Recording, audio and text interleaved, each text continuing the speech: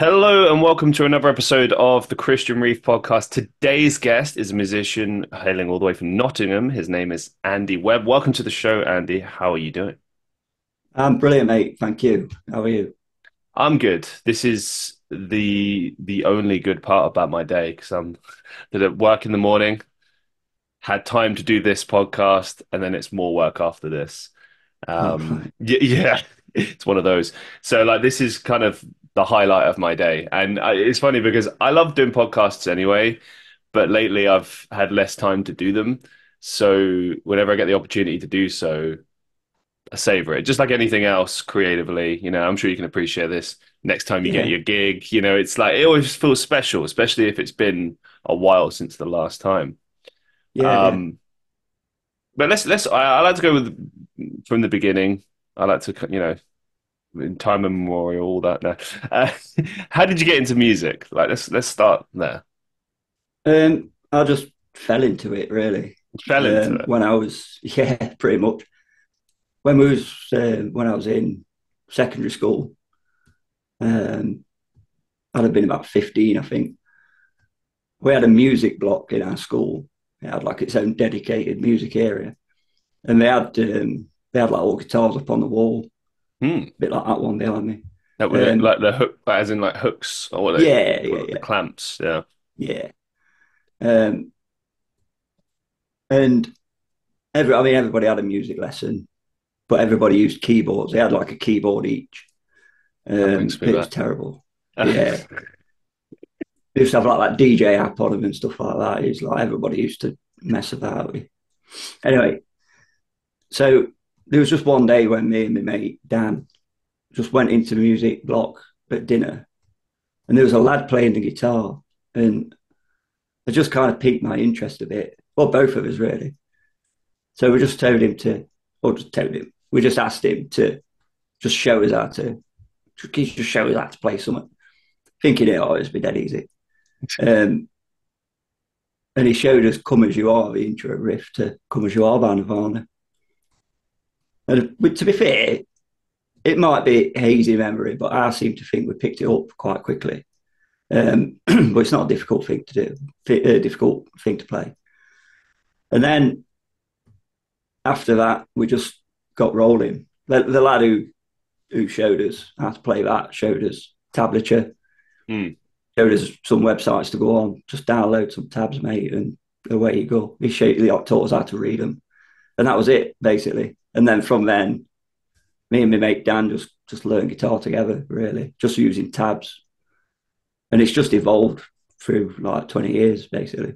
Oh, it's so much better now, isn't it? Yeah. Like back then, Yeah, I yeah, remember when I learned guitar, it was literally I had a bunch of chord books and I could read tabs. I can't really read other types of music, but that took a while to get used to. And like, I feel like I'm a better player now that it's easier to read things, and obviously online you can get anything you want like that. mm, But yeah, it was a lot harder back in the day to learn yeah, guitar.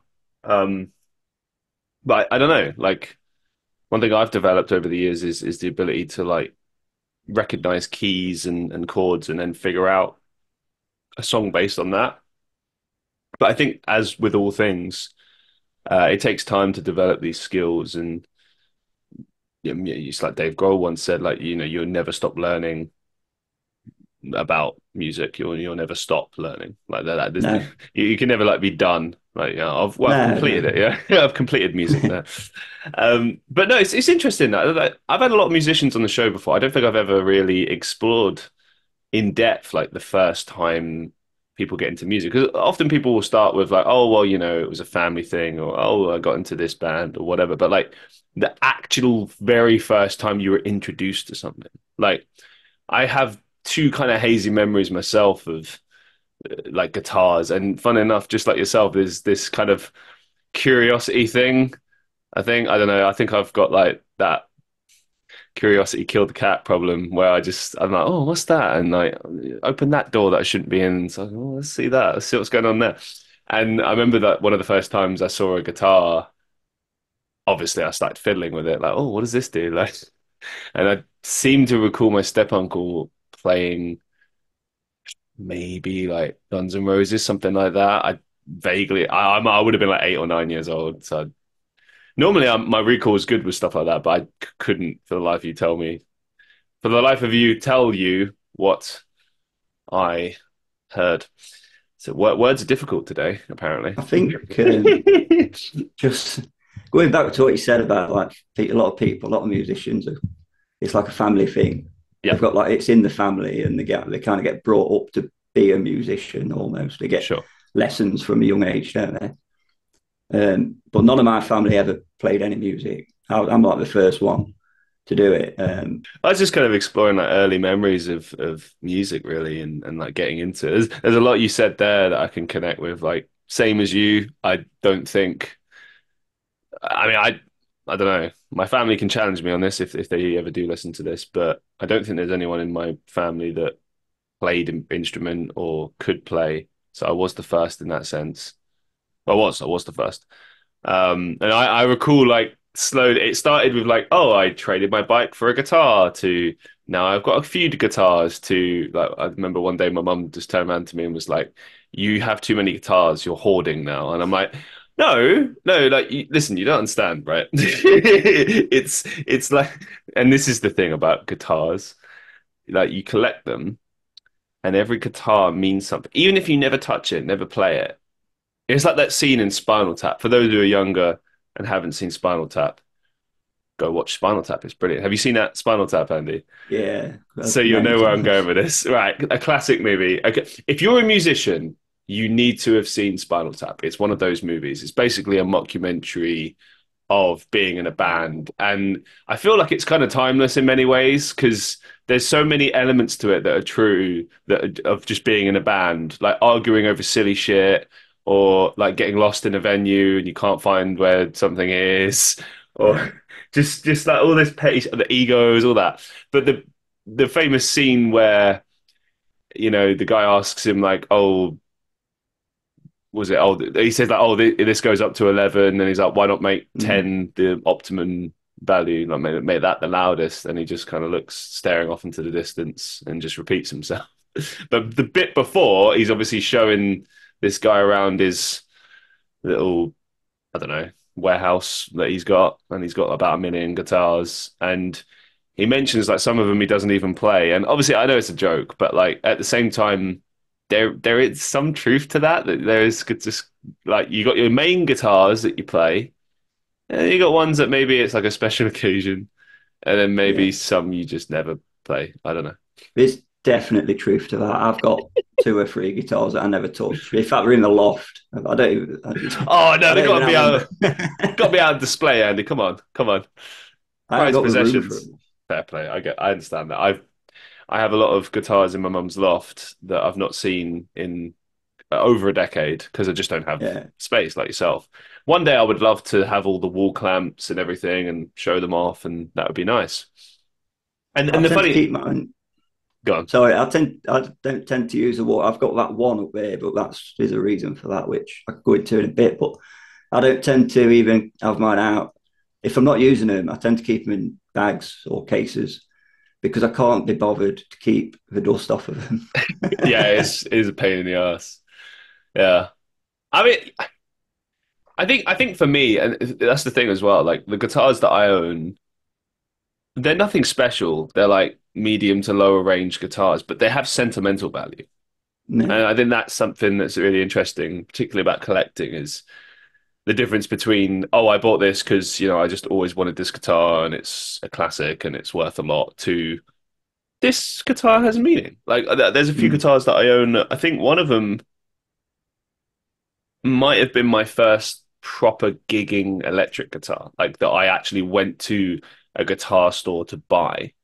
I remember when I was a kid, it's still there in Tottenham Court Road in London. They have a place called Tin Pan Alley, and they have all these music shops there and like cool bars and stuff like that.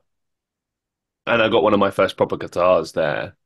It was a Hamer Flying V, Hamer Vector Flying V, I think it was.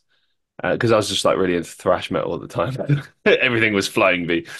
Um, and yeah, and then like as you know, you spend more time becoming a musician, learning about tone and and like weight of guitars and what's comfortable and what isn't. I sort of quickly realized that flying V's look cool, but they're kind of a pain in the ass. Like they're not very Yeah, comfortable. no, they're And not. yeah, and that same thing is true of like if you're a bassist and sometimes you just have like a really heavy bass and like people get like back problems and shit. It's pretty bad. Um, yeah, but these all these things that you just learn with time and experience, and then that informs your purchasing decisions moving forward. And I just find that interesting because it's not all about like, oh, this looks pretty or this looks nice. I mean, I imagine it's probably similar to like, I don't know, being into cars, for example. Like you start Mm, out, you own a car, and you're like, oh, this is great, and then you buy a better car, and then now you're kind of getting addicted to it, and you go check out cars, you read magazines of cars. I don't know, I'm not a car person. I assume that's what you do. So you get into it, and before you know it, you're obsessed, and then that's the deal. But yeah. yeah, with yourself, like throughout the years, what's been kind of your main reason to pursue music, or like the thing that's kind of kept you, let's say, obsessed with it? To begin with, when I was 15, it felt like it could be a viable career choice. Then when I got to be about 20, I started to realise it's probably not. But by that point, once you're 5 years in, Yeah. you just enjoy it, and it's just a hobby, isn't it? It's something that you want to do. It's just better than watching telly. You know what I mean? It's Yeah, fair play. Yeah. it's so many people who I know or who have met throughout my life. They don't seem to do much when they're not at work. They go to work, they go home, and they'll sit watch telly all night, something like that. Well, this And is yeah. Go so on. to me, it's just that's just a bit too boring for me. I think I've got a creative part of my brain that I have to um, stroke, kind of thing. You know what I mean? I just have Yeah, to. It's just something in me that has to be creative at some point. I completely agree. I totally relate to that. I will say though, I think maybe with a lot of those people is that like they're probably just tired, which I know Yeah, yeah, sounds definitely. crazy, but like, if you think about it, right, with something like music, you get really passionate about it. Or like for instance, this podcast, like I'm tired. I woke up early. I woke up like 5 or 6 a.m. today. I did a breakfast shift. I had maybe 20 minutes to rest before this podcast, and here I am, right? But I love having conversations with people and doing this. I love anything creative. To me, it never feels like work. And yes, it requires effort, but you put it in because you love it, right? And I think that's what gives you the drive. Because if you're talking to someone who's not into it, right, they're just quite happy chilling, watching TV, whatever. They don't really have like a passion like that. They might not get it. They might look at that and be like, oh, I couldn't be asked doing that. And you're like, yeah, but then you don't have the same passion for it that I do. So that's where No, we disconnect on that. And there's and nothing wrong with that, but it's just that's the difference. to be fair, I mean, if anybody who does do that, I'm not slagging them off or No, anything. no, no, Because no, no. if that's Just what people enjoy, then that's what someone enjoys, and Mhm. you know, what I mean, I'm not going to judge them for that. It's just No, not for me. no, You I know, didn't take it that way. I just meant more no, kind of like I think that's where we get that drive. Like you said, like before about stroking that creative side of the brain. Like I know that even if the things that I do in my life don't work out, I'll always be doing these things because I'd go crazy if it didn't. Like I feel like that's part of it. It's a part of you, so therefore you have to do it. mm. Um, you've been a musician for 20 years. You mentioned there before that you realized at some point that it wasn't a viable career choice. I'd like to explore that a little bit because, I feel like it's always a viable option, but then again, it is one of the hardest careers to get into. Anything creative, anything in the entertainment industry is going to be difficult to get into. But what was the realization point for you? Like, why were you kind of like, okay, maybe I'll steer towards something else, and I'll keep doing this on the side. Like, what was the decision making process behind that? I think you just you just reach a point, don't you, where you start to mature a bit, and I don't know, maybe you just uh, I don't know. That's a tough one actually. I think I just kind of got a bit. It's not going to happen, kind of thing.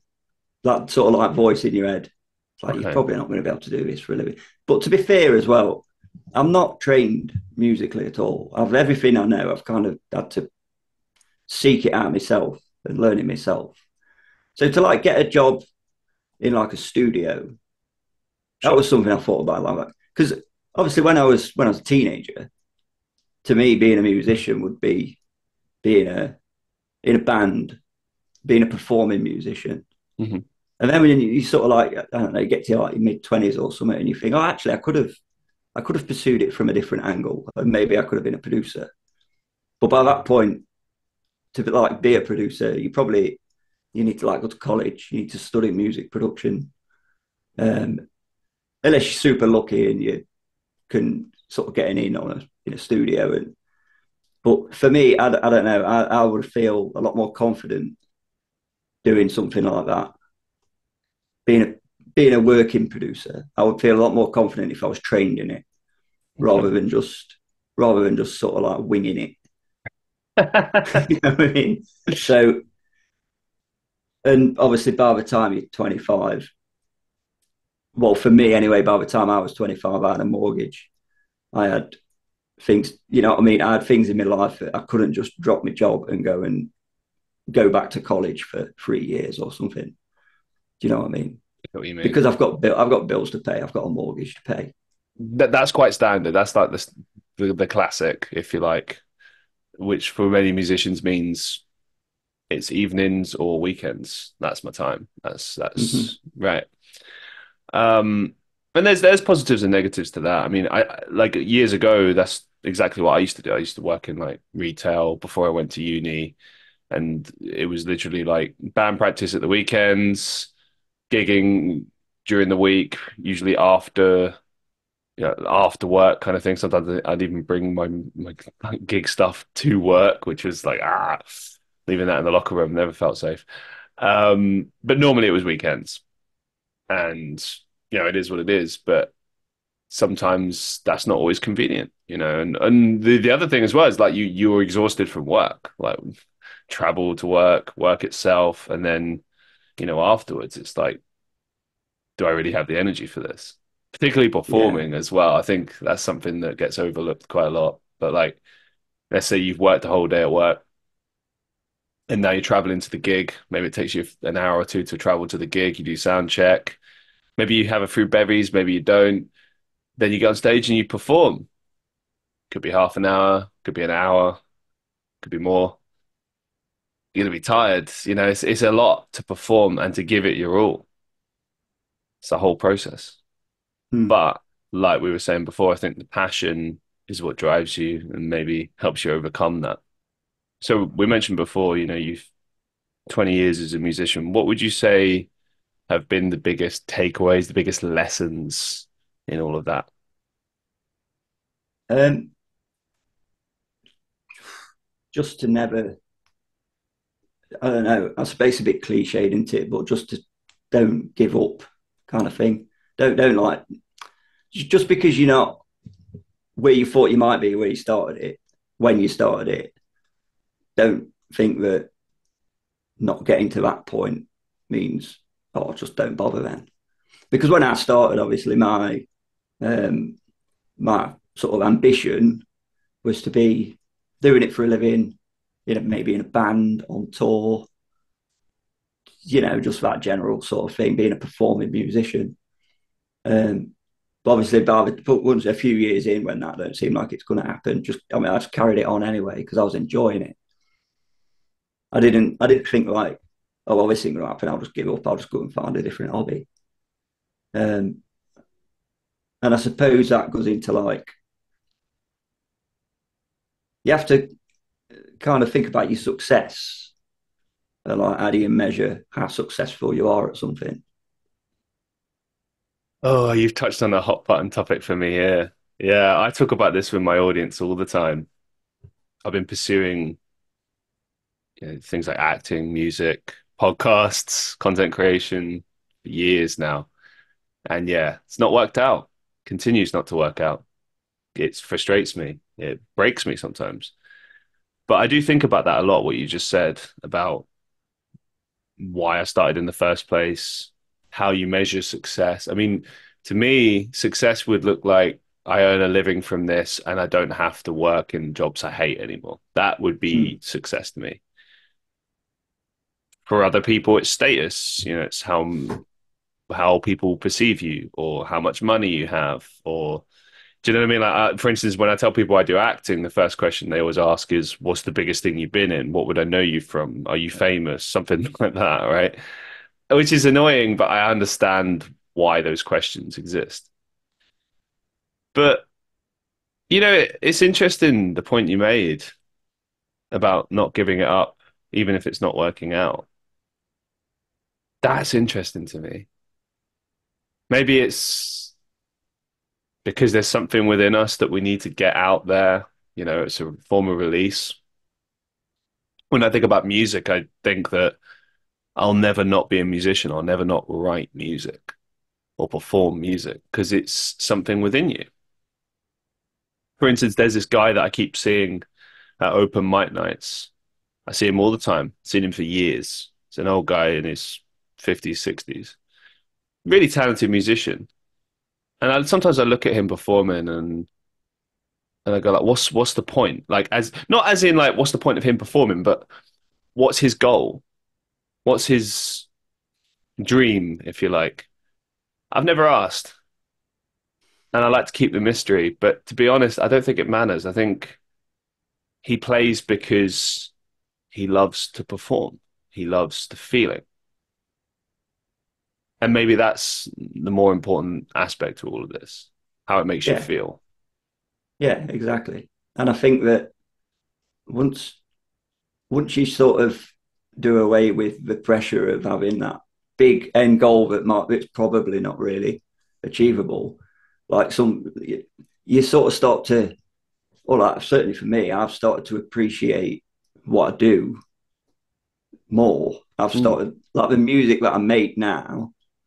I appreciate it more, and I put a lot more effort into it than I used to because there's no. It feels like the pressure's off, if you know what I mean. It's really weird, man. Um, like I don't know what I believe, God, universe. I don't know. But one thing I find really interesting is how you connect the dots sometimes with things. Earlier today, when I was in the kitchen of this hotel, just polishing glasses and staring at the ceiling and just contemplating my life, I was thinking about the podcast. Been doing this like 4 years now. Like I said to you off camera, hundreds of guests, 269 episodes. But the thing that I was thinking about was maybe there would be less pressure on myself if I just stopped hoping that this is going to work out and just did it. Mm, Because, when I first started doing podcasts, I didn't do it for any other reason other than I always just wanted to do a podcast. A lot of the time when it comes to shows like this, people, they're obsessed with like, oh, well, I've got to get as many clips out there as possible. I've got to get as many reactions. It's got to go viral. It's got to be controversial. It's got to be this, that, and the other. But whatever happened to the art form of just doing a good podcast? mm. You know, there's a few Do you people that find? go on, go on, go on. Yeah, go. Sorry. Do you find that with like your Instagram and like your social media, just going like what you said there about people kind of want to generate enough content to just like spam everything onto Instagram. Do you do you find that difficult to keep up with Mm, from what you do? yes and no. Does it take time? Yeah. Every time I do a show, I mean, the show's the easy part. I've said this before. Show's the easy part. You sit down, you have a wonderful conversation. It's enjoyable. But then you got to sit down, you got to edit it, you've got to clip it up, you got to then put that stuff on social media. And Yeah, yeah, it is. But then I stopped a long time ago trying to make things go viral or try like I just clip up what I think's interesting and just put it out there. And Mm, for the people that listen to the show, there you go. For the people that don't, they won't. I don't know. I stopped thinking about it a long time ago. Um, Obviously, I earmark things like if I think like, oh, that's an interesting little thing, or that's a fun quote, or like I'll put it out there. Um, and I still put the same amount of effort into it, but I don't, as you put it, like spam it. I don't try to do what other people are doing. I try to do my own thing. mm, And I've been told many times, like, oh, it would be better if you focused on a niche, or it'd be better if you did this or that. And like, I've tried a lot of things over the years. I've done short form content, so outside of the podcast, but let's just focus on the podcast. So I've done short clips, I've done long form clips, I've had periods where I didn't release anything at all. I've done like 2 shows a week before, then it sort of calmed down to about once a week, and that I've sort of fell into that rhythm. I tried everything, and if you like, nothing worked out, so to speak. I see it as a success in so much as like I've got a core audience of people that follow and listen to the podcast. I think that's amazing to get people's attention on a regular basis for long form content. That's huge. mm, Um, because a podcast is a lot. Most people you keep up with podcasts via clips, to be honest. So to listen to a full show, that's huge. That's a commitment. That's you got to really if you're a podcaster and you're listening to this, I mean, value those people that are listening because it takes a lot to get people to win people over enough that they actually want to sit and listen to your show each and every week. That's huge. So thank you to all the people that do. But yeah, I do find it difficult, and I also find it difficult in the sense that all of the social media apps change all the time, and it doesn't make any sense. So I know the algorithm. I mean, we could study algorithms and make a show out of that in of itself. But you mentioned Instagram. Instagram doesn't do anything like for you. Like it's Instagram. I find is great for networking. So like mm, if you're doing music, classic example, like oh hey, here's my Instagram. You can keep up to date with the updates. Drop me a message. I'll book you a gig. Da da da da. I think it's brilliant for that. Because Facebook feels a bit too personal. I feel like that's like a private thing. Yeah, you can have a page or whatever, but let's face it, Facebook pages died a death a long time ago. Like I've got one, but I just whatever, right? Um, so Instagram's good for that. But as far as like traction, trying to grow, forget about it. Like people talk about threads. Threads died very quickly. I see people sometimes getting successful through that, but more often than not, you will just be ignored forever. mm, Same with Twitter or X as they call it now. Same thing. You just can't get any traction. Like the only way to get traction these days is to get people's attention through either something outrageous, something controversial or funny or meme worthy, which how can you predict what will become a meme? Particularly from a podcast. Like probably the most famous one is I don't know how to really I definitely don't know how to describe this for the listeners of the show, but it's the one where there's a blonde guy and he kind of like blinks twice and does this kind of like face to the right where he's like, "What?" Like I can't believe what I just heard kind of thing. And it's you see it everywhere on the internet. That's from a podcast, crazily enough. Yeah. I think it was about 3 or 4 years into that respective show, particular clip. You can find the full clip online, and people clipped it up, and now he's a meme, and you can make a lot of you can make a lot out of that, to be honest. So props to that guy. But that tells you everything you need to know about memes. Like it's unpredictable. It's what people connect with. It's a lot like music, really. You can attempt to create a hit based on what's worked before, and maybe you'll get lucky, maybe not. But sometimes it's just a particular beat that people just can't get out of their head, or a particular rhythm that people just get connected with, or I don't know, just right place, right time. Who knows? Who knows, really? I But started using Instagram for promotion okay, when I was about a month away from releasing my first album. I set up an Instagram account, when and would it this have gained it. been? This was around about September or October 2022. Okay, cool. Um, and I, I noticed that it generated quite a lot of followers quite quickly just by regular, like once a week, posting a video of me playing something on the guitar. Hmm. And it was just, that's all it really was just guitar videos. Um, and I think it probably took after about maybe 4 months, there was about nearly 900 followers on it. But what I noticed was that that wasn't translating into people listening to my music. Right. It was 900 followers, and I'd say 90% of them probably never looked at me again.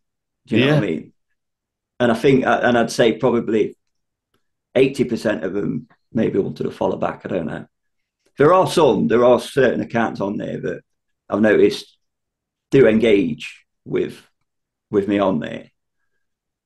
But I think the vast majority of them don't. And I think as well, it's a bit useless because what I'm trying to do is sell you or promote my music. I'm trying to get you to go to, say, Spotify or Apple Music or somewhere like that, or Bandcamp, to actually listen to the music.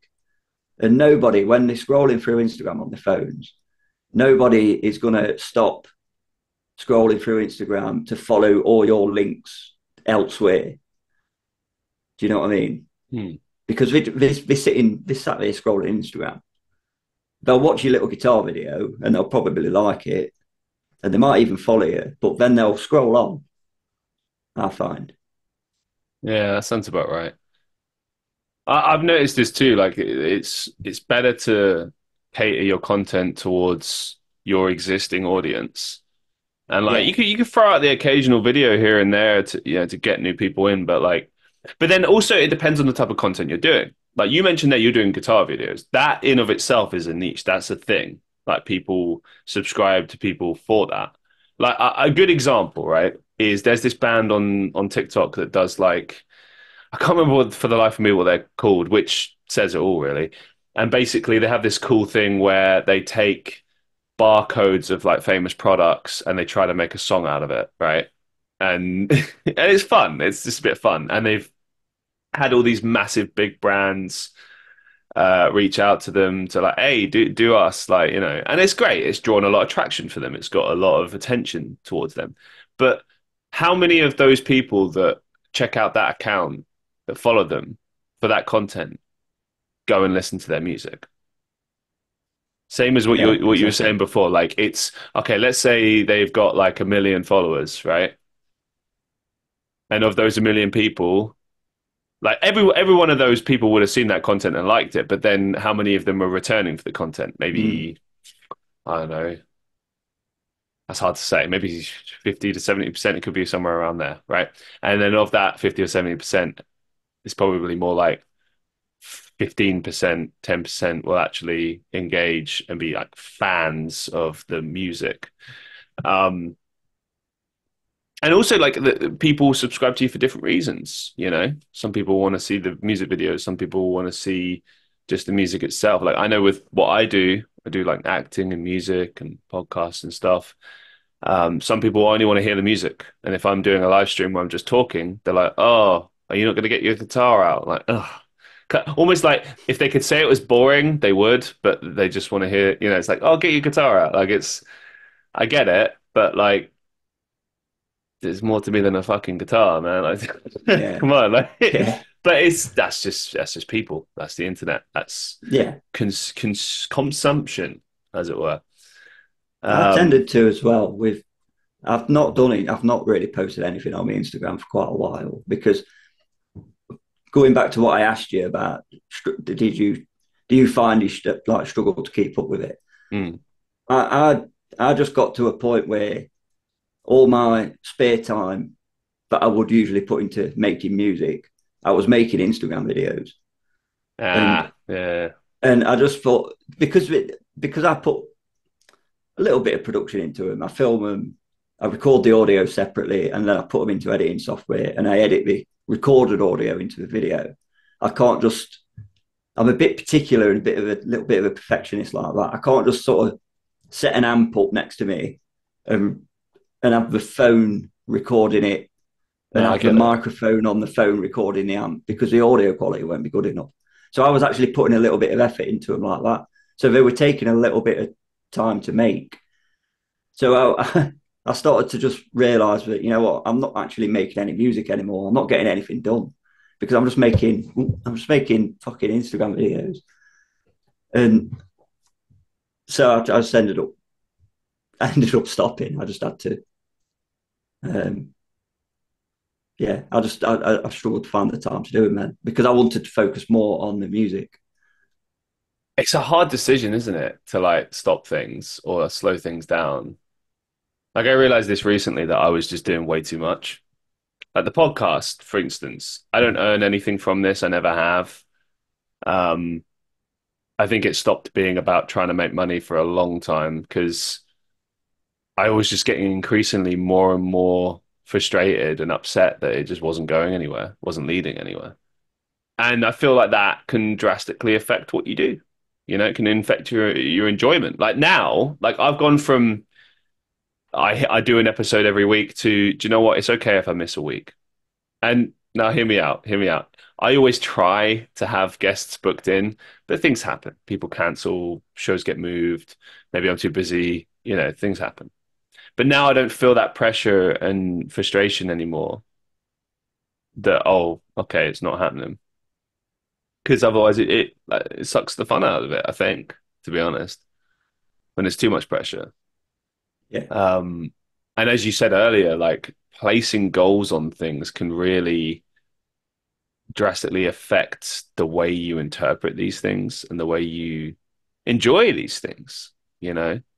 I mean, I think I'll always be trying to push and trying to make something happen, but every now and again try to take a side seat and be like, you know what, let's just enjoy this moment, try to make the best out of what's going on.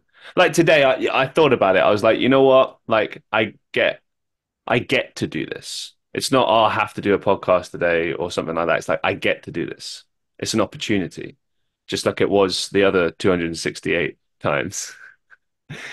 yeah, Do you know what I mean? It's all about your mindset. Like, I get to do this. It's an opportunity. Who knows what will come out of it?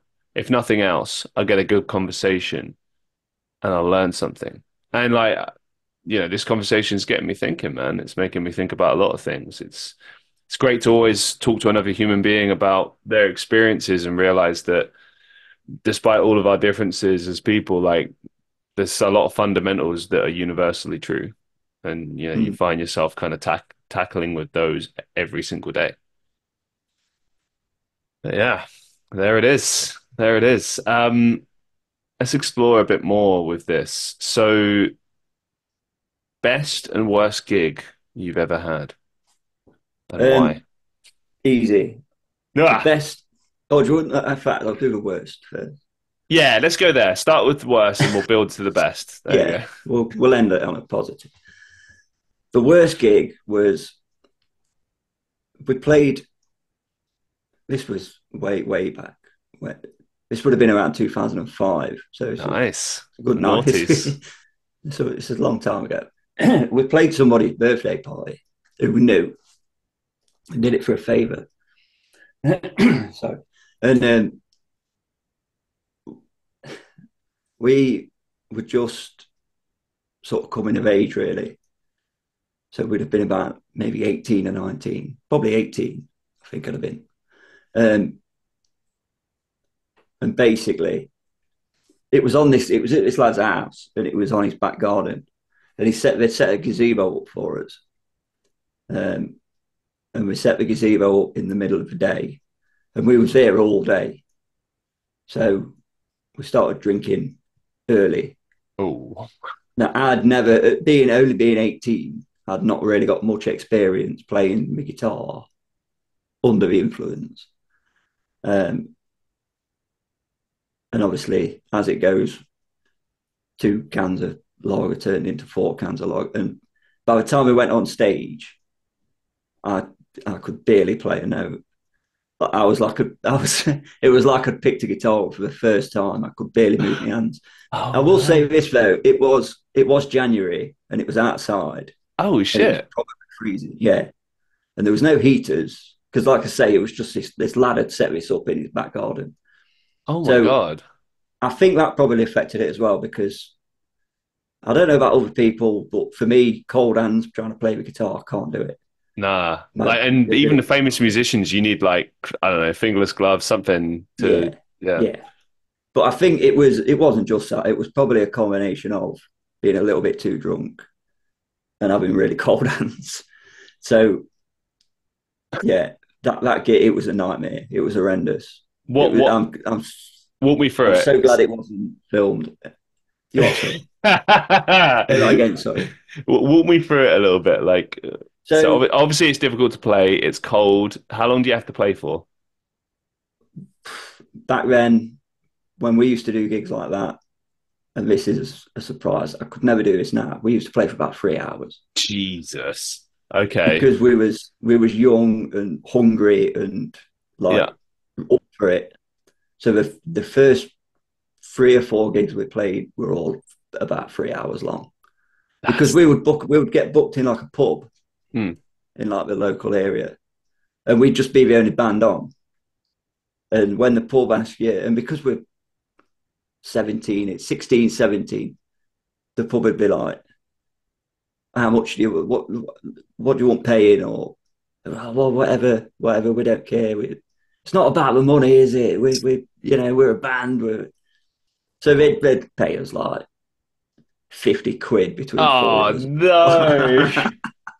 And then 50 quid for obviously 3 hours. I know it's horrendous. Yeah, but when you're 16 and No, you don't I care. I know, but it's oh man. And 50 quid in 2004, 2005 is, I don't know, probably worth a bit more. Would it be worth more or worth less now? Oh, Anyway, less now, but like, yeah, I yeah, hear what you're less now. saying. Like, you could have Yeah, bought a hell of a lot more for 50 quid back then, for yeah, sure. yeah. That's what I'm getting to. Yeah. Yeah. So yeah, every gig was like that, 3 hours long. We'd do like an hour and a half, and then have like a break, like break for half an hour, and then do another hour and a half. It was ridiculous. Well, at least you had a break. Um, I thought for a yeah, minute you were doing 3 hours continuous, which is insane. no, So, all right, no, yeah, cool. that is All right. insane. Um, so yeah, and pubs as well. Sometimes you used to pay some beer as well. Once we was 18, they were like, "Oh well, we can't pay you, but we'll pay. We'll give you. You can have like a beer for. We'll just like serve Oh, you beer wow. all night for nothing." Oh, okay. Oh, So I know mm. what you mean. I know what you're thinking now. Yeah. Well, Oh, no, I that's mean, not a bad deal. one beer is like, oh, what's that like? Pat on the back, like, here you go, son, well done. But like Yeah, all night, even after I yeah, come off stage, yeah, yeah. right on. All right, let's go. It's not bad. That's not bad. Yeah, I still But want the yeah, money so though. this gig anyway. We used to play when we was doing 3 hour sets. We used to play a mixture of covers and originals. We stormed through writing an album pretty quickly. I think by this point we'd got an album. We'd only been doing it for probably 18 months at this point, and we'd got an album of original songs. None of them are very good. They'll never see the light of day. Why? Um, Why'd you say that? Just not. because they really are terrible. So most of them are terrible. Anyway, Okay. we so we'd play a mixture, and we was like a heavy rock, sort of dipping his toes into metal, but Mm. mainly heavy rock stuff. The covers that we'd play, and I remember we started with Enter Sandman, and our front man Dan, who I learned guitar with, he had this grand idea that the way Enter Sandman starts, I'm sure you're familiar with it. Hmm. It starts with like a clean guitar, and then another guitar comes in, and then the bass comes in, and the drums start up, and it all kind of starts singular, like on its own. You know, Hmm. each instrument kind of fires up by itself. So we had this grand idea that we'd go on stage like one at a time. I don't know why I call it a stage. We'd walk into the gazebo one at a time. And so he went in, and because I was drunk and my guitar part was like the second, he would go in and start, and he'd start the opening melody. And then I was like, after just two bars of it, I was supposed to go in and start my bit. But because I was a bit drunk, I thought it'd be really funny to just leave him standing there. So Oh no. he's standing there just constant playing the opening bit to Enter Sandman. And I left him there for about a minute, and he was looking at me, and he was laughing to begin with. And then he kept looking over at me, and then eventually he looked at me as if to say, "Get the fuck over here now and start your bit." So that was like that was the start of it. And then we played through that song, and I remember thinking halfway through that song, thinking, I can't play my guitar very well. And I thought, this is going to be a nightmare. And I thought it might just be because it's cold. I thought, well, maybe my hands will warm up. And they never did. Um, it is a very hazy gig, to be honest. Yeah. I remember the first song being Empty Sandman. I don't remember any other songs we played. We would have played probably all of our own. I could imagine we played a few others that we've always played. The only other memory I've got from it is that me and the bassist had them radio guitar leads. Have you seen them? Have you ever? Mm. You know where you have like a pack? Yeah, it like instead of having like a cable, Yeah, it's like you wireless. kind Yeah. of it's like a yeah, that's it. Sorry, that's what I'm looking for. Yeah, it's a wireless guitar lead. We had them, um, and at some point during the set, I really needed the toilet because I've not got the best bladder. I've got quite a weak bladder anyway, Same especially when here, I'm man. drinking. Yeah. Especially when I'm drinking. And it was halfway through a song, and I thought I can't hold this in. So I walked through the audience, through the back garden, into the Oh, house, oh my God. upstairs, and into the toilet. And I stood, and the toilet looked over onto the back garden. Obviously, it was a frosted glass kind of deal. But the toilet looked over into the back garden, and I remember standing there using the toilet, still trying to play the guitar, Oh my trying to keep my God. parts.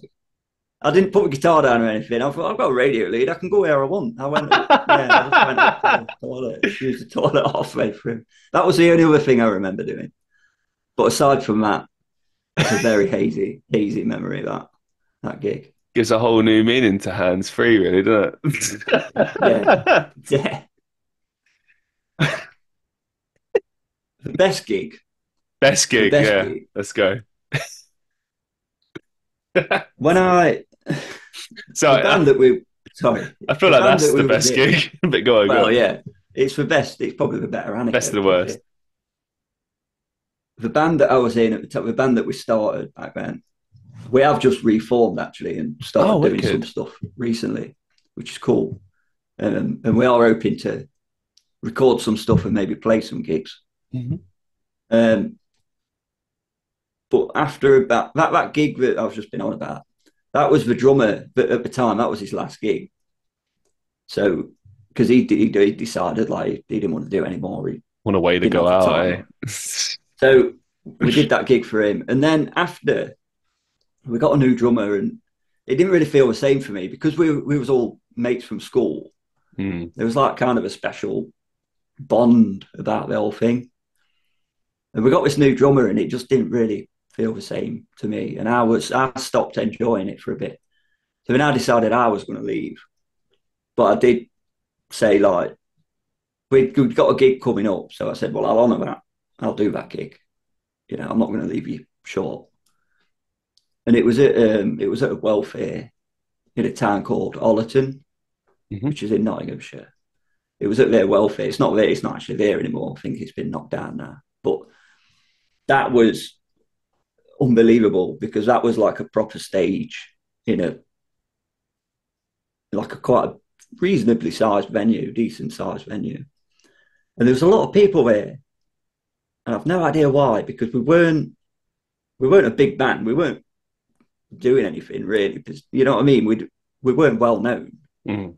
I think there was just that many people when who we did know, and they took people with them that they knew. Ah, yeah. Just a lot of groups went, a lot of big groups of people went, so it ended up being quite a full venue on that night, and it was incredible. It was like the first time we'd played our own gig in front of a fairly big audience on a stage, and it felt magical. And then it felt that good that I said, you know what, I'm going to carry on. I'm not leaving this now. This is great. Um, and then after that gig, we played another pub gig, got paid in beer, hardly anybody there. And I thought, you know what, actually, yeah, this is crap. This is bollocks. And I did give up for a bit. Yeah. Um, so yeah, but yeah, that was the best gig we did. But there's nothing anecdotal about it, unfortunately. It's Oh just no, one of no, them no. things. Hey, so It's much just, of it's just. I'm sure you've done it yourself, especially with like a lot of them open mic nights. It's just mm, there's a sort of weird feeling sometimes you get on stage where it just feels perfect and it feels magical. Do you know what I mean? I know exactly what you mean. I've this year I probably got back into music like properly after many years. I've been flirting with it here and there, but this year I was like, all right, well, if the universe wants it, let's do it. Let's finally do it. Because I had an opportunity to finally record an album. I met some people and I was like, okay, if I'm doing that and I'm doing these open mics and they're going well, let's see if I can get gigs. Let's see where I can take this. And I started to get gigs. And as you say, like every single time you get on stage, it's a little bit different. Sometimes you go on stage and just the people there love it, you love it, and it just everything clicks and you just feel incredible. Other times you go on there and it's like no one gives a flying fuck, and you're like, there's been times when I've done stuff like, does anyone like the Doors? Silence, and I'm like, guess not. And sometimes I'll play it, sometimes I won't. I'm like, damn, and I'll have fun with it. Like the other day, I was in between songs, I was just bitching and moaning about hospitality. And like normally when I tell stories, people laugh, people have a good time. Like I try to tell it in a way that's fun, right? I was saying these stories and no one gave a shit. And to be honest, I was just using it as like a free therapy session. I was like, fuck it, I'm just gonna talk. Like, fill some time between songs and just have fun. You know what I mean? Like I was there Mm, to just kind of unwind. But yeah, I can totally relate. But getting back into gigging really reminded me of the tough times because God, the amount of times I've done an open mic or a gig and no fucker showed up. No mm, one cared. No, like the only person there's been two people, there's been a few people that have shown up to my gigs recently, namely my girlfriend, a close friend of mine, and a few other people popped up. But like mostly it's like you're playing to no one or you're playing to strangers, right? And my ethos is always the same as anything else I do podcasts, music, live streams, doesn't matter. If you've got a few people there, focus on them. Don't focus on anyone else. Don't focus on the fact that there's no one there. Focus on that. My last gig, there was a bunch of problems. Um, like there was no one there. Everyone wanted to sit outside in the pub garden, and so the whole place is empty. Like I get like golf claps occasionally from the staff or whoever's there. No one gave a shit, apart from my girlfriend and I guess the sound tech as well. Um, TVs were on the whole time. I mean, at least the sound wasn't on, but then yeah, so you could forgive that. But then the sound system was on. So every time I played a song, there was music already playing in the background. Sometimes it was oh, louder, what? sometimes yeah, yeah, sometimes louder, sometimes quieter. And I came off and it was rough. And I remember hugging my girlfriend and just being like, thank you so much for being here. Like it would have been so much worse if you weren't. And I tried to, I remember a few people coming to me and were like, oh, sorry about that. Like it's normally, I don't know, busier or whatever. And I was like, do you know what? I'm just grateful. I'm getting paid, um, paid to play music. That the novelty of that never wears off, to be honest. Especially Yeah, since I have to do like hospitality to make a living. I'll never not be grateful for those opportunities. And I think at this point, it's like we said earlier, you try to find the positives in things. You try to learn to enjoy things regardless of how many people are there, how many people don't care or care, whatever the negatives may be. You focus on the positives, or you try at least. Um, but yeah, but I just want one final thing with that. It's unpredictable, the vibe from the crowd. It's always unpredictable. Some people love it, some people hate it. I think indifference is the worst. I've not had hate it yet, but I've definitely had a lot of indifference, which is brutal, but that's just being a musician. Doesn't matter if you've been doing it 20 years or 5 days. Like you got to learn to deal with it and find a way to not let it bother your confidence, like bring you down. Like you go on the stage, you play, you have a good time, and if people like it, great. If they don't, whatever, you can learn something from it, or you just keep going. You know, I mean, I've gotten off that stage before, and people have given me compliments and made me feel good about myself. Other times I've got off, felt like no one gave a shit, and I wonder why am I even doing this? And people will say like, well, just keep going, keep trying, keep persevering. And I think if nothing else, you just got to look at it like, I'm doing this because I love this. If it leads somewhere, great. If it doesn't, it's okay. And try not to get too hung up on the goals. Still pursue yeah, them, but don't get hung up on them because I think that really can overshadow when things go wrong. Like, I mean, I've had a few gigs where things went wrong, and I was like, well, I'm not going to let this ruin my night. Like, I'm not going to let this ruin. Like, you can choose. A wise person once told me this years ago. Like, it's always a choice. You can't choose what happens to you, but you can choose how you react to it. And you can choose to sit in that and like that. I could have like when that gig ended, I could have been like, oh, everything sucks, everything's terrible. This sucks, this sucks, everything's awful, right? And that would have ruined my evening. Or I could have just looked at it and gone, I got paid, I played music, I've got some fun stories now, and I had a good time with my girlfriend. That's the way I try to look at these things. And it's taken years to like figure that out and be consistent with that. And look, it's not easy. I'm not perfect with this. Like I have my moments where I get disillusioned or angry, frustrated, and I want things to work out desperately and they never do. But again, I just don't think that going around with a bad attitude is going to help things, to be honest. Certainly not when you think about when you do finally get an opportunity, but you have a negative attitude, you might miss out on something, or you might be negative around a person that could help you, or you know what I mean? Like, or if nothing else, you're just making yourself sad unnecessarily. I don't know. That's the way I see it. I suppose going back to put like the vibe of an audience that you mentioned, Mm. there's I'm similar to you. I've never ever had an audience hate what you're doing. I've never Yeah. had like backlash. You know what I mean? We've never been like bottled off stage or anything like that. No, no. And I don't think that you ever would. I think that's kind of reserved for big bands at Download Festival who are terrible or something like that. You know what I mean? I don't think that if you're playing even like an open mic night, I don't think anybody in the audience is going to have the confidence in themselves to give you that much vitriol about what you're doing. You know what I mean? I Yeah. think the indifference that you mentioned about people maybe just don't seem to care. I think when you're sort of low, I'll say low level, but when you're sort of like when you're not a big star, let's say, I think that people will either really like what you're doing or they won't care. I don't think anybody would care or hate it enough to want to give you sort of horrendous time about it. Do you know what I mean?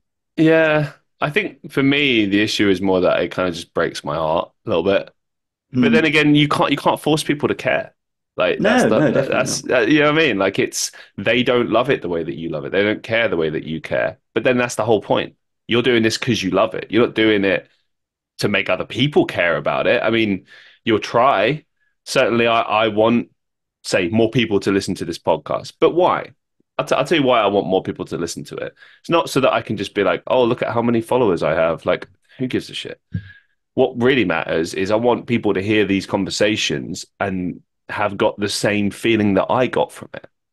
The feeling of being inspired, the feeling of connection, the feeling of that warm feeling of just having heard a good conversation and been like, yeah, that's right. Or, you know what, I don't agree with that. But it got you thinking, you know?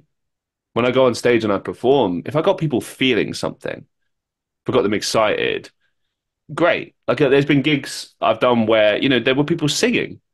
I was like, that's amazing. That's cool. That's a win, you know? It's all how you internalize it, I think, all how you choose to perceive it.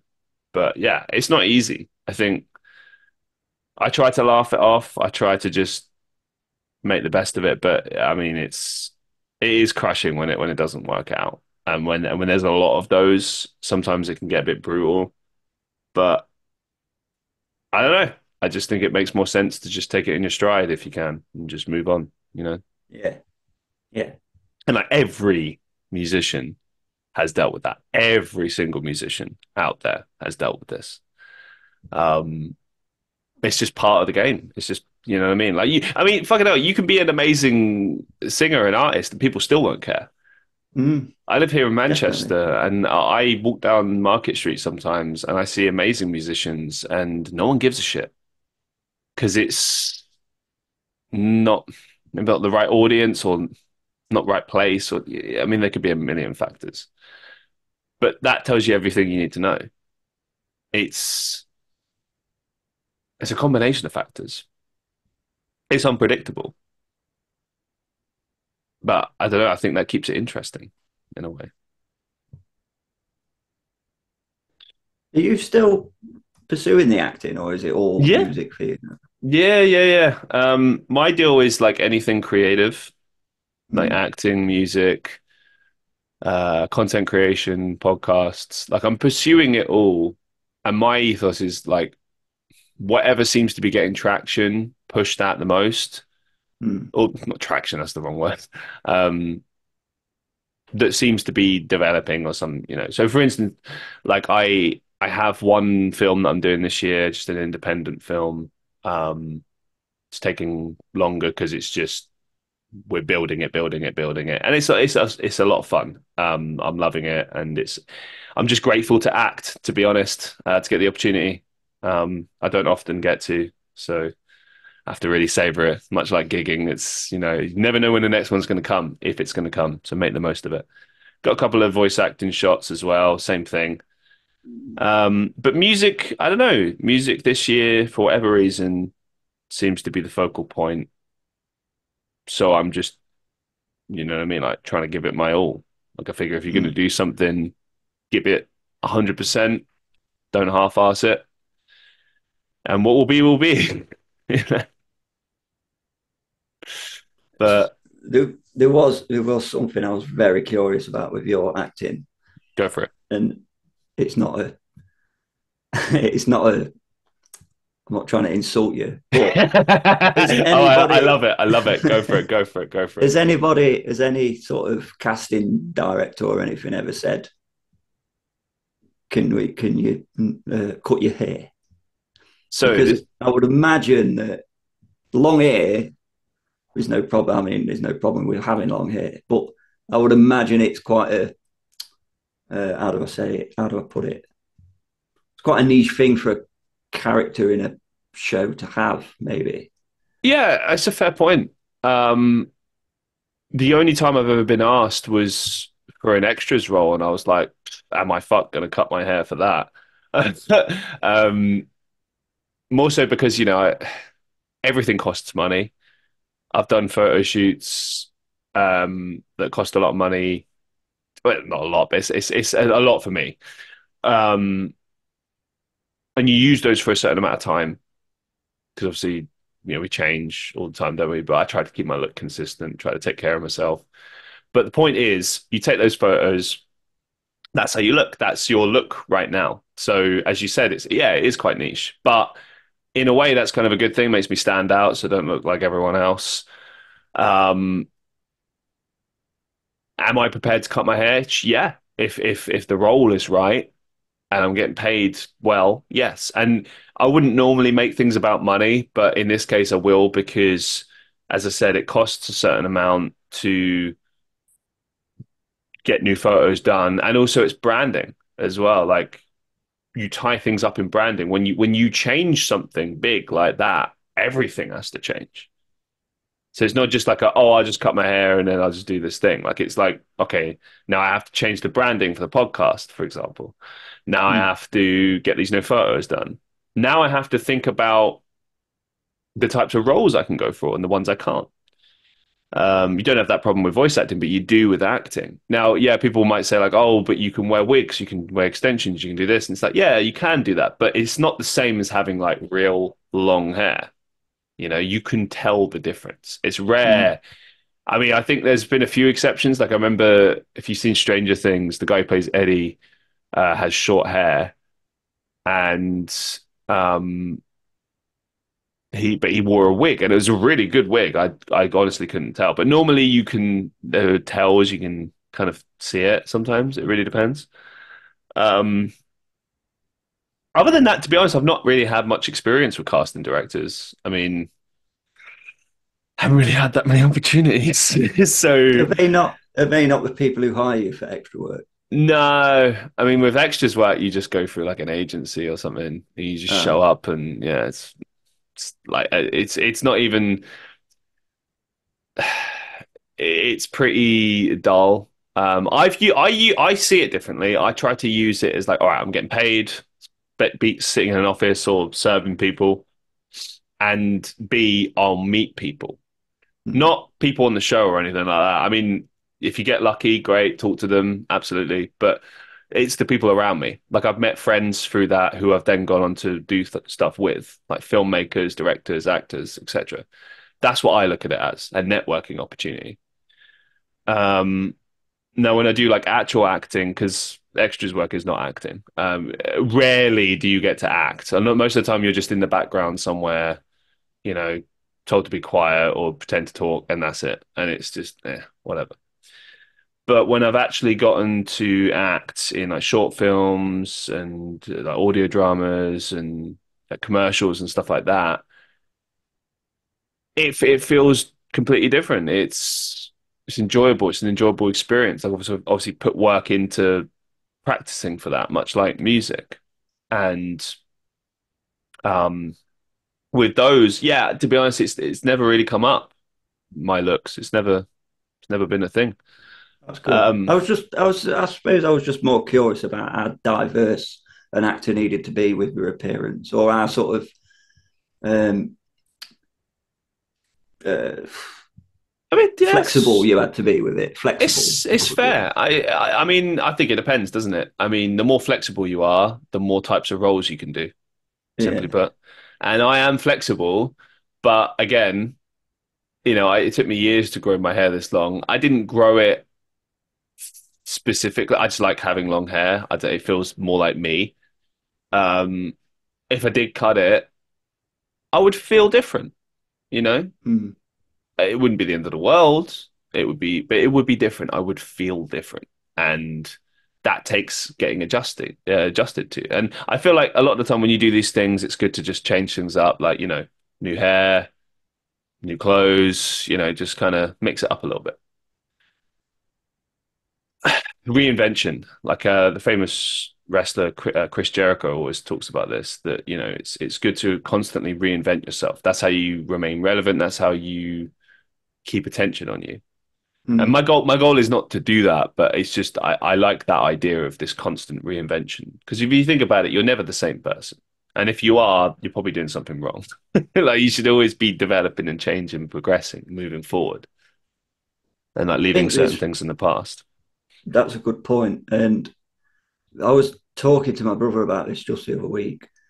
We was talking about when we was like the mid 2000s. There seemed to be a hell of a lot of indie bands releasing Mm, really good first albums, and then you'd never hear from them again. yeah, There was some that obviously carried on and still yeah. going now, but there was like a band like say Hardfi Mm. who Oh my released God, yeah. yeah they Oh, released that first album. Never heard from them since. I'm sure Hardfi fans have, but like from a mainstream perspective, you never have.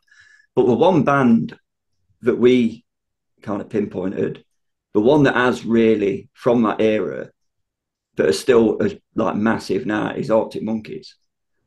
And we think probably the reason is that every time they release an album, they've kind of reinvented themselves, yes, and 100%. not only musically but also the way they look. Hmm. There was that when they started and they were just wearing them big shell suit coats and Yeah. like indie long hair and all, and they had that kind of Manchester 90s Manchester sort of look going.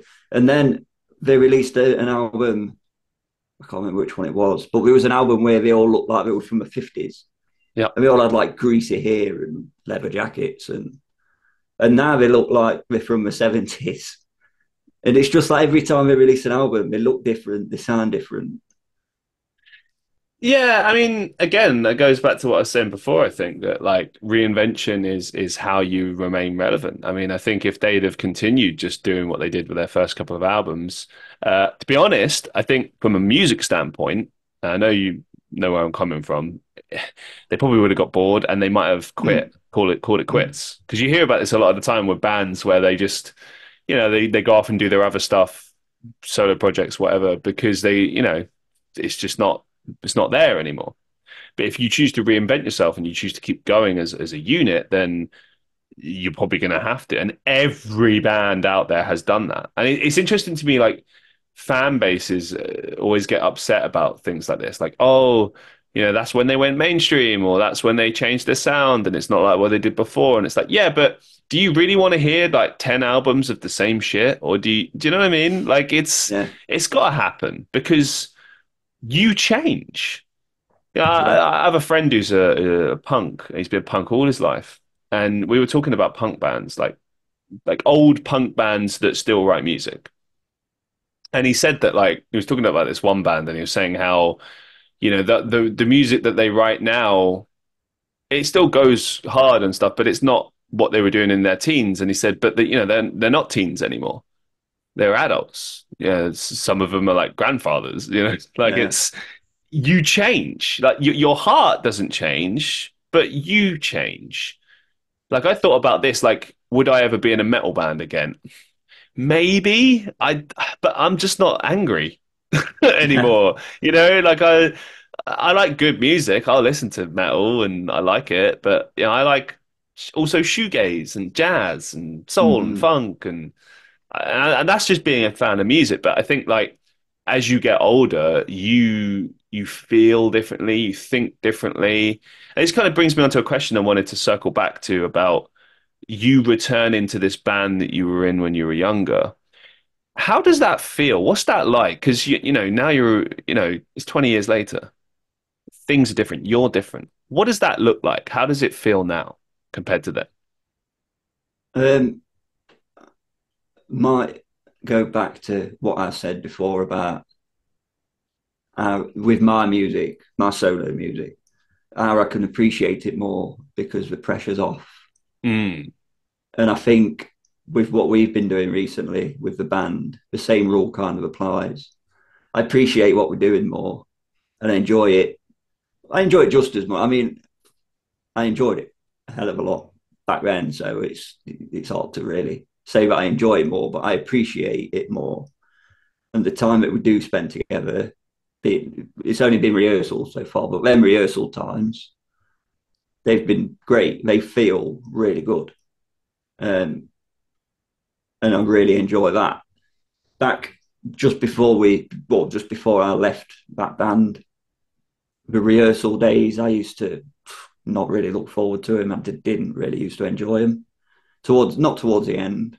It was getting a bit repetitive. I mean, we used to rehearse every week Oh wow. on Sunday, and because we was always trying to gig, we was always like looking for gigs and trying to be really active. So we would rehearse every week. But when you're rehearsing every week and you're rehearsing the same songs every week, Yeah. it gets really repetitive. Um, But why don't you try like just writing new music, playing different stuff? Like, is Back that then, I don't know. We just we were young. We just I don't know. fair enough? Yeah, We didn't I get have it. that kind of we didn't have that logic in our heads, I guess. Yeah, I'm not picking it. It's just interesting. Like, um, I remember that feeling, but I think at the time we started to get bored, then we just wrote different stuff and we started playing that different stuff. That's one regret I have from my first band is that we never got to record that stuff that we did. We recorded one out like EP, but we wrote better music after that, and Yeah, we never recorded it. I'm like, ah, man. that was kind of what I meant earlier on when I said about that initial first album that we wrote and how it's terrible and how it'll never see the light of day. And it's because we've written stuff since that eclipses it.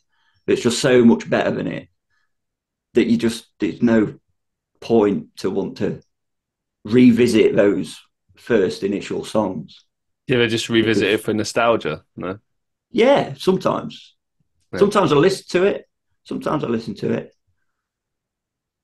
but we wouldn't play it. It is dreadful. It is dreadful. But yeah, for nostalgia, I think yeah, I suppose everybody does that. That's why you take photos. Yeah, that's true. That's why That's true. people take photos on holiday into it, so that 10 years later they can find them in a drawer somewhere. Well, not anymore, but find them on the phone, find them on a computer or something, and look through them and just oh, wow, remember these times.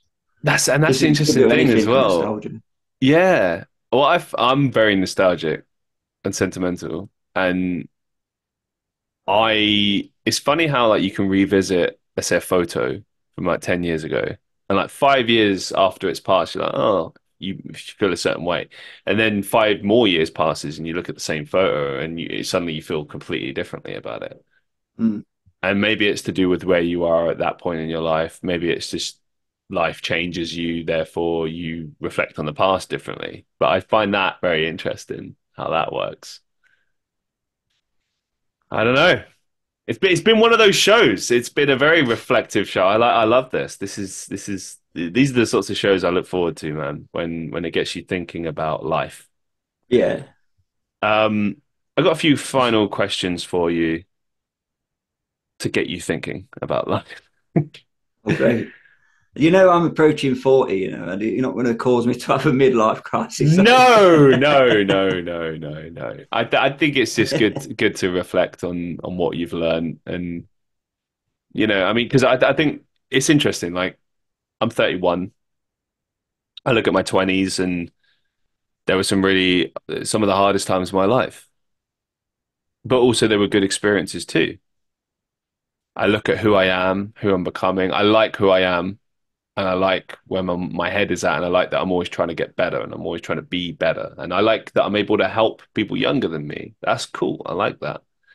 I think it's important to try to help others and teach others about from your experiences, or you know, if nothing else, just try to inspire people, try to push people, motivate people to, I always try to push people to chase their dreams. That's my thing because I'm chasing mine, really not making any progress, but I don't know. I still just believe in this idea of just push people to achieve their dreams. And who knows, maybe some can actually do it.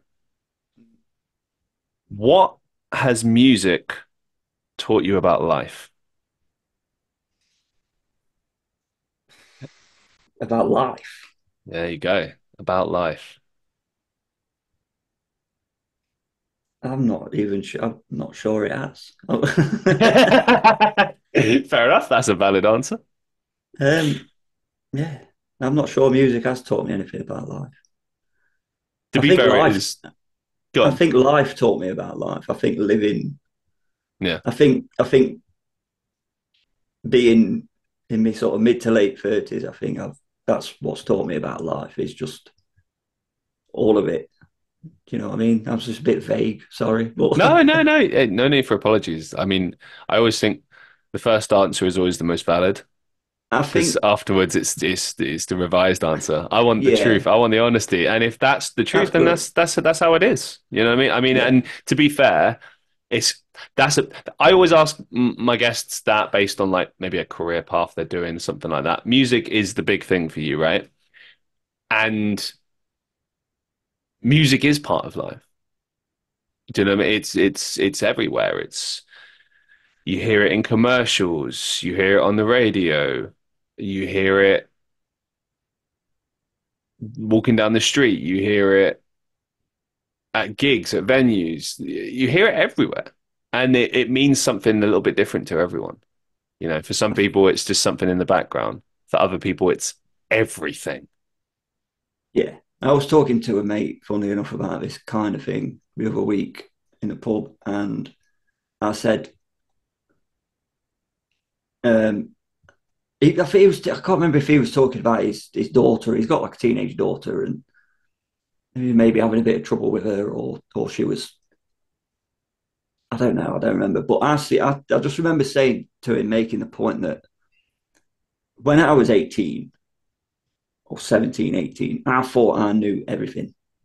I thought, as I imagine most 17 or 18-year-olds do, they Yep. reach that age, they leave school, and you think you know everything. You think you've got it all figured out. And now that I'm where I am now that I'm approaching 40, I realise that back then I knew fuck all. I knew shit all about anything. The the time I've spent, that's what I mean when I say that I think life has taught me about life. Is it now? And I'm not talking about the world. I'm talking about myself mainly. Mm. Like my own feelings, my own thoughts, my own opinions on things, everything like that. It's all been shaped by just living my life.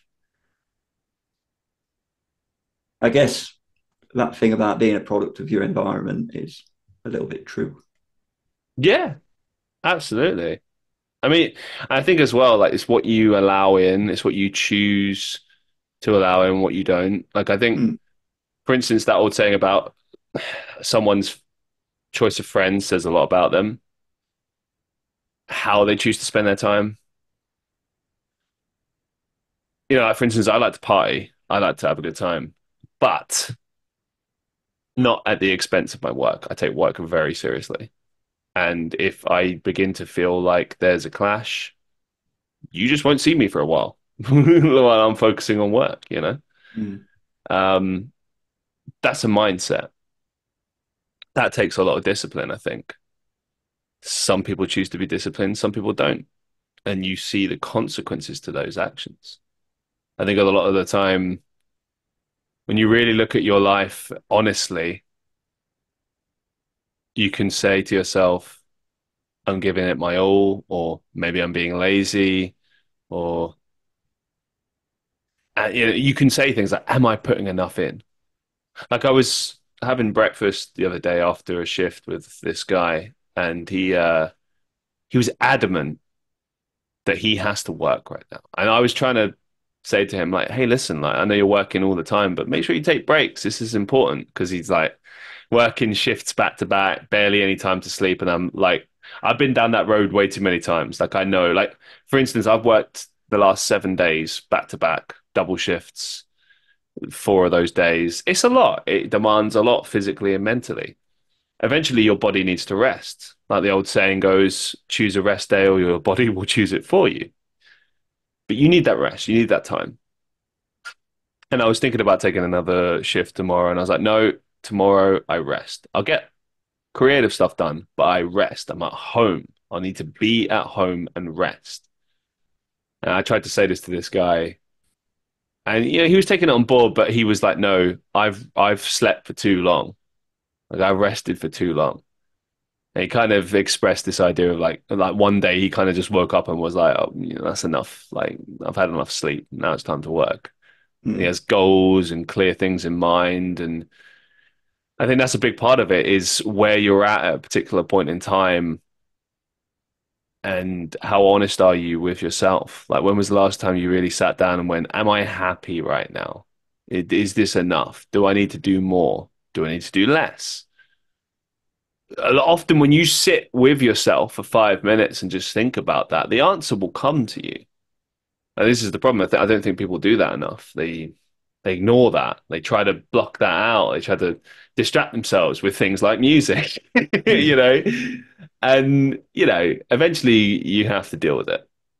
And that can either be a positive thing or a negative thing. It depends on what you choose really to do.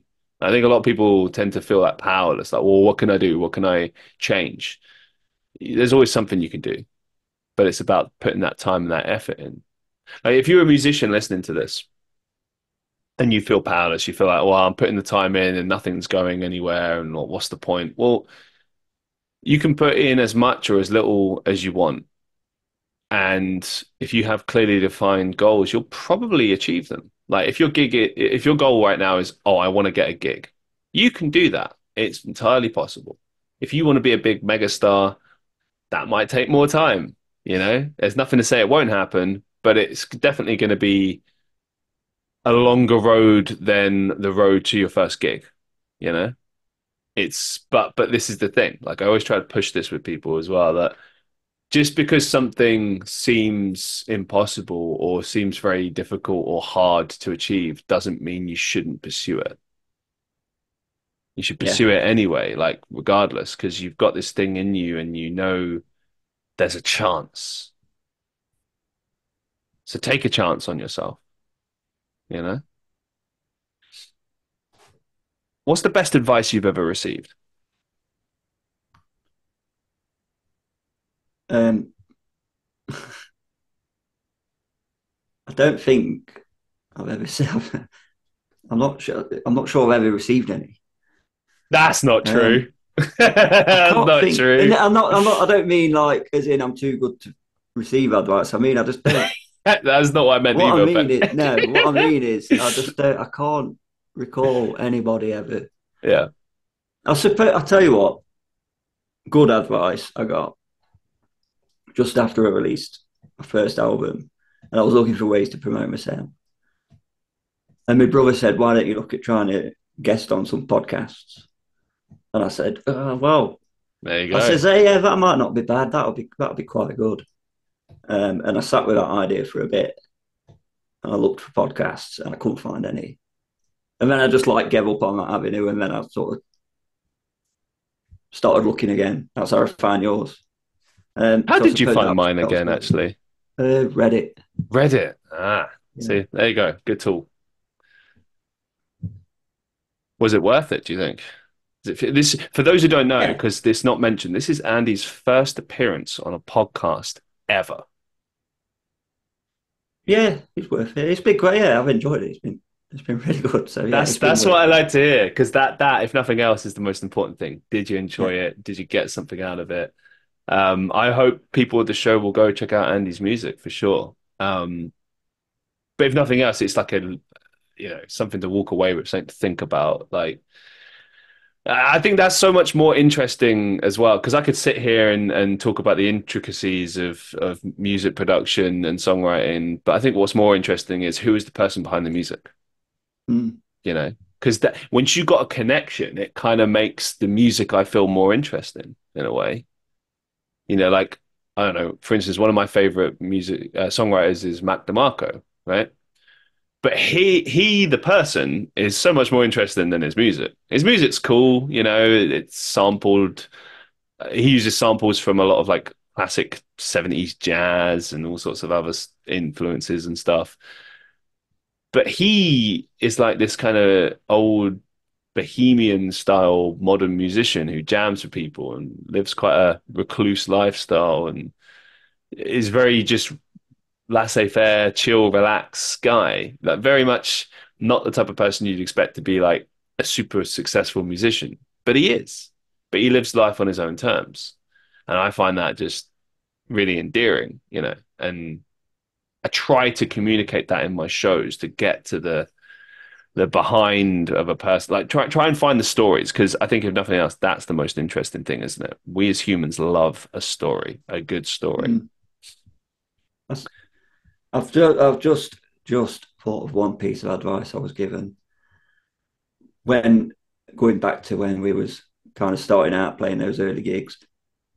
I used to do. Have you seen Jimi Hendrix play when he played the guitar with his teeth? Yeah, amazing. I used to emulate doing that. So I figured out that you can do it semi well if you don't know what if you're not playing anything specifically. So if you're just going to improvise on like a pentatonic scale or something to say, then you can do it fairly. It's not great, but you can pull it off. So I started doing it, and we played a gig, and there was I think it was like the first time we were hooked up to a PA system, and there was a sound engineer. I mean, we didn't know him. We played the gig, and I did that. We used to play all along the Watchtower Nice. as a cover, and I used to do it during that because I never bothered learning the solos for that song. So I just used to play a made up sort of improviser solo in pentatonic. That'll do. And so I used to do it during that song. And I remember walking off after we came off that stage, and the sound engineer pulled me to one side and he said, "Mate, I know you think it looks cool, but one day you're going to blow yourself up." Oh Which no. I'm not quite so sure that's true, but that was a piece of advice I was given. Don't play the guitar with your teeth, mate. You'll electrocute yourself. I'm not so sure that that's true. I'll put it to my audience. Is that true? Is it not? I'm fascinated to know if actually. Yeah, I want to know for conclusively, is it safe? I did an open mic night recently and I saw a guy play with his tongue. Oh, That was really impressive. And did he also, not cut himself? no, he's a beast at guitar. It's actually kind of insane. Like, I remember, like, I always get like little videos of people, but like I was filming him for a good 3 minutes. I just could not believe what I was seeing. I've seen some pretty cool guitarists over the years, but like that was someone else with his tongue. And then he got Yeah, like he got the coolest thing about it was he pulled a spoon out of his back pocket and started playing with a spoon. And every now and again he'd like put it back in his back pocket, take it out. And like, what is this guy doing? Like he's like a scientist with a guitar and he's just manipulating it in a way that people maybe haven't before. And it just blew yeah. my mind. It was cool. What's the biggest life lesson you've learned so far? Wow. But a few of those over the years. Yeah, I'd imagine. Biggest life lesson. Um, you're probably not as good as you think you are, but you probably no. Hang on, let me reword that. You probably I don't know. You're probably better than you think you are, but That's the that opposite. doesn't mean that doesn't mean that you're gonna become a megastar. You know what I mean? Like, I don't know. It's Hmm.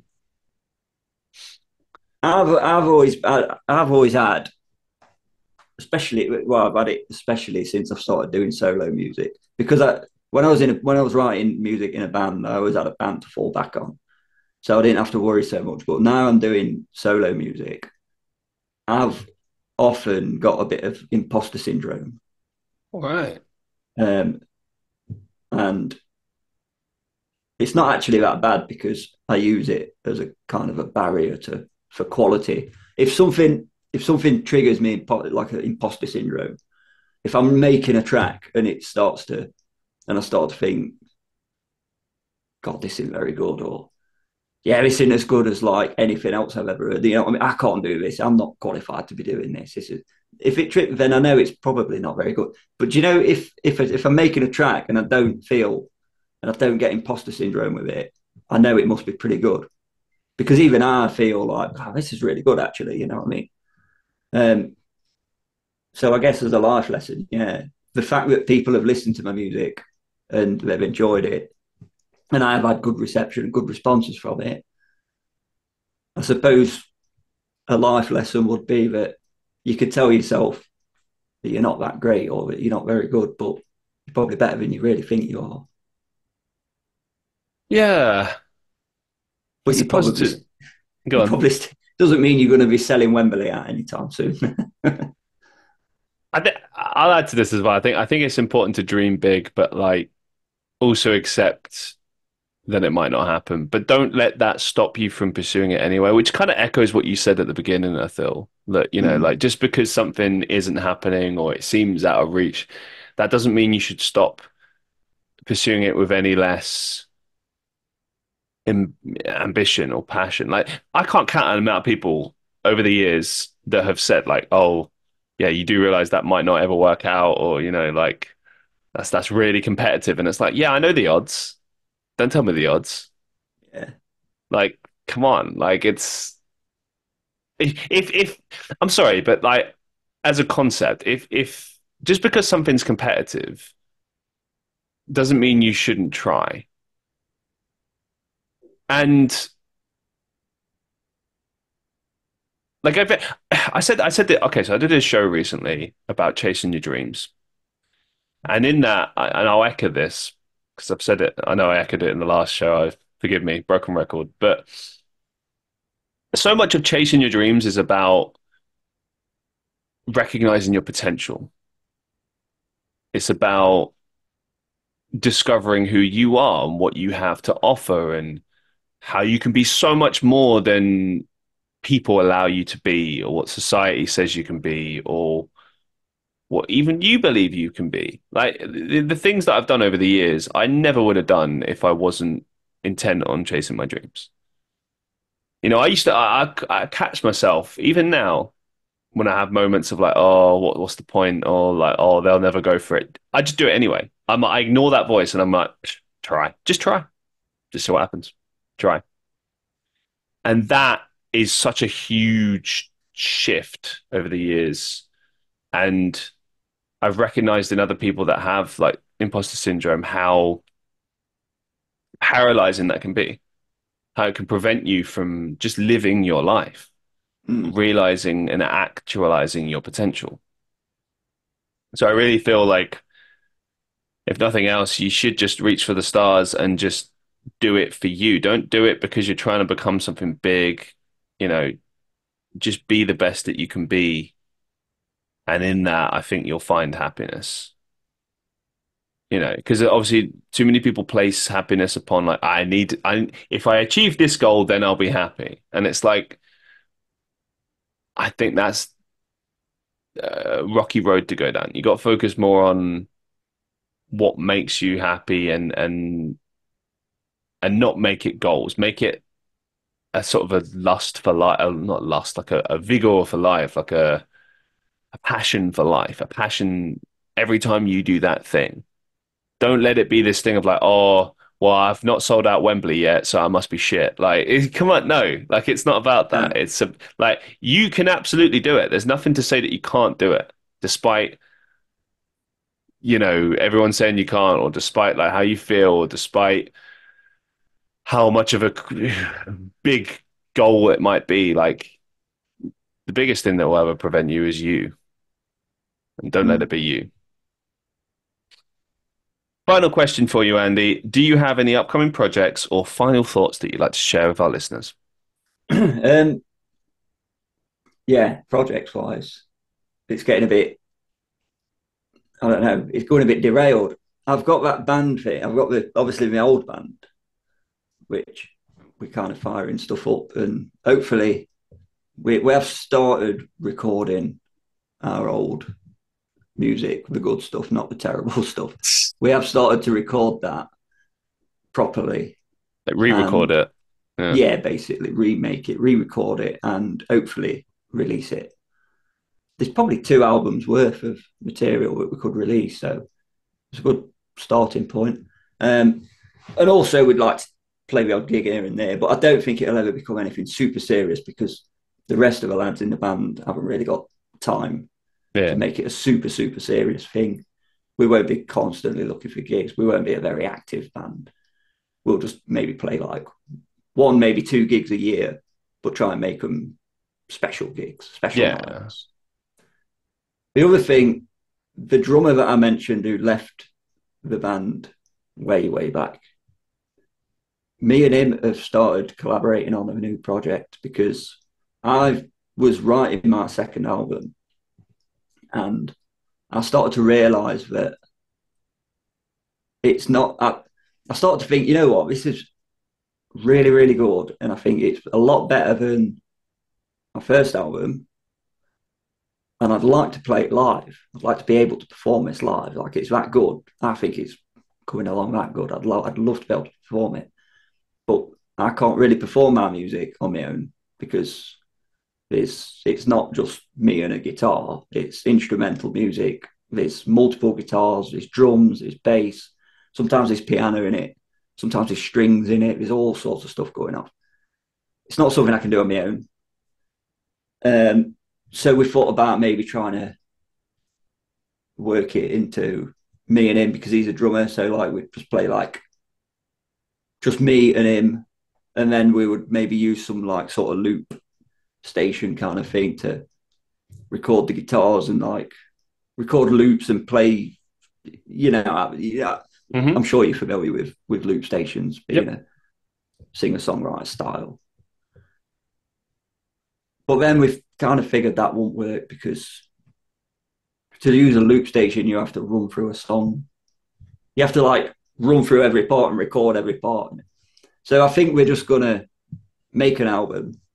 What was going to be my second album, we're going to release it as a joint project under a band name, and then hopefully, if we want to start performing it, we can look for other musicians to kind of join in and kind of make it like a big collaborative project. So yeah, there's that hopefully coming up. I think that album would probably be done towards the end of this year, I think, and then I could look at maybe doing a second album of my own, of like a second solo album as well. So yeah, it's all.